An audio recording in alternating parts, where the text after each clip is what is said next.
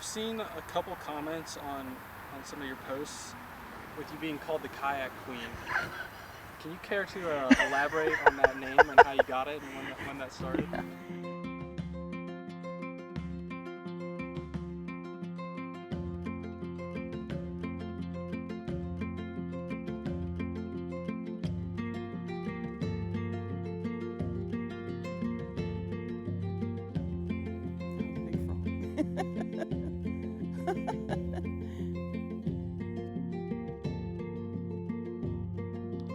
We got a nice one here. She hit the paddle tail up on top. We've been having a little bit of trouble finding them due to a lot of topped out hydrilla. But this is an area that's almost like a little boat trail, probably is a boat trail, that had a little deeper water. Got a chop on the water, and I've got a weightless paddle tail here. So I was just running it at the top, and she hit it on top. 2, 3. Got it, darling.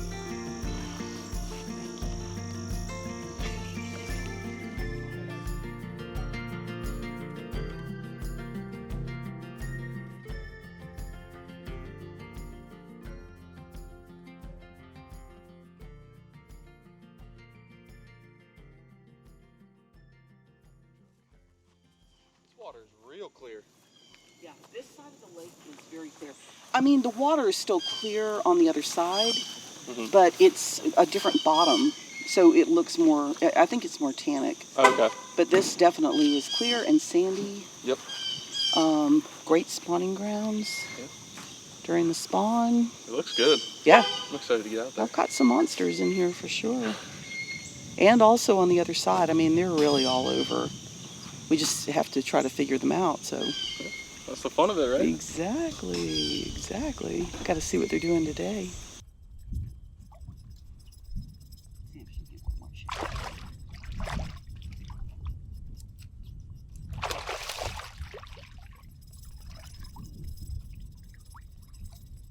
Good catch.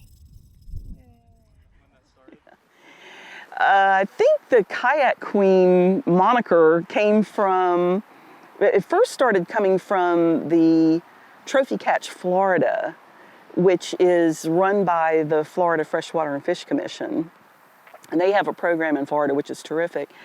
They're asking people who catch big bass who are part of the program to take a picture of the bass on the scale. If it's 8 pounds or more, then you're part of that program and you get recognition of some sort. And because I was putting up some big bass and I was on a kayak and they saw that as being something that was very unique, they started calling me the Kayak Queen. And they've been just so supportive. You know, I did catch a 15-pound bass, which is my largest, and that was on a river.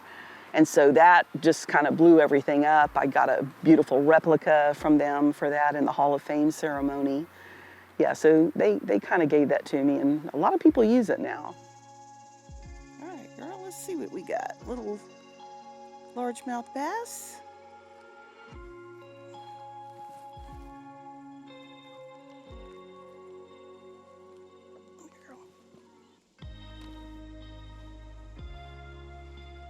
She hit that paddle tail again. That thing does really well. Got her just on the roof of her mouth there.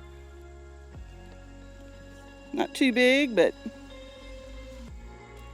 the other ones we're catching were swanee, so it's nice to catch a largemouth. Not a 12-pounder, but there was some vegetation, a line of vegetation, and I threw up on it, threw the paddle tail up on it, and just started swimming pretty quickly. So it was probably on top, and she did hit it on top too, like the largemouth like to do. Well, the Wasissa River is the place where I caught my personal best largemouth bass. She was 15 pounds, and that was a day like no other. But the fishing was really not that great most of the day, and I had about a half an hour left before there was going to be a pretty big storm coming through. So I paddled up to an area where I'd actually caught a double-digit bass, an 11-pound bass another time, little opening to a creek. And I took one cast with my paddle tail. I think I was using this one right here. Rigged up the same way with a little belly weight hook. And I just cast it out, ran it at the top of the eelgrass like a buzz bait. It's like that. There was a little depression where she must have been sitting, and she just exploded out of the water.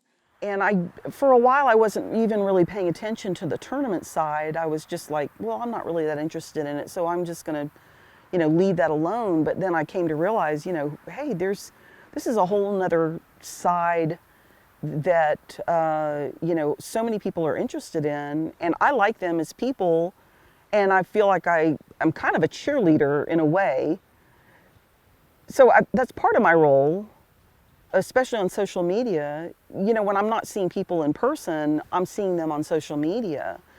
And I think that's a huge part of it. People want to be recognized. They want to know what are other people doing. Hey, look at Jean, she's just out there having a great time. Not all of her posts are about the fish that she caught. Maybe there'll be one in there, but the rest of them are like, hey, look at that beautiful flower that she saw, or, the bald eagle that's flying overhead.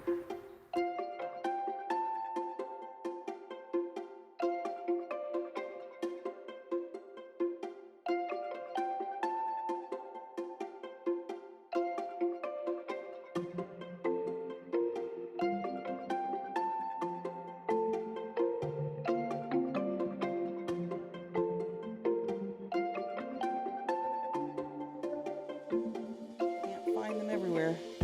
They're usually pretty small, 15, 16 inches would be considered a trophy, even 14. So this one's probably about 12 inches, but they're gorgeous fish.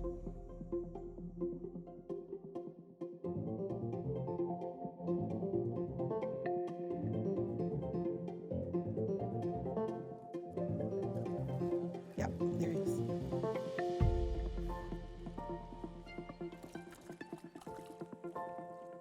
Little Swanee. Woohoo! Took that big old gambler, which is almost as long as he is. Well, you saw the way that I was using that gambler. Yeah. I mean, I'm basically using that like a horny toad. Yeah. And to me, it's just so much more versatile. The horny toad a lot of times is too small, and it just aggravates me. So I don't use them that often. But a lot of it is just coming here over and over, but you just never know. And just then I was thinking, okay, the sun's coming up here. We've got the sun is here. Are they going to be as active on this side, or are they going to still be, want to be in the shade? So a lot of times I'll just crisscross back over and try different things.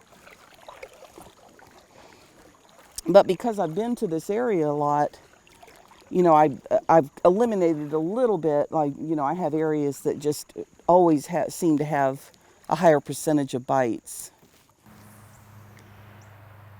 A lot of people ask me, don't you ever get tired of going out there and fishing?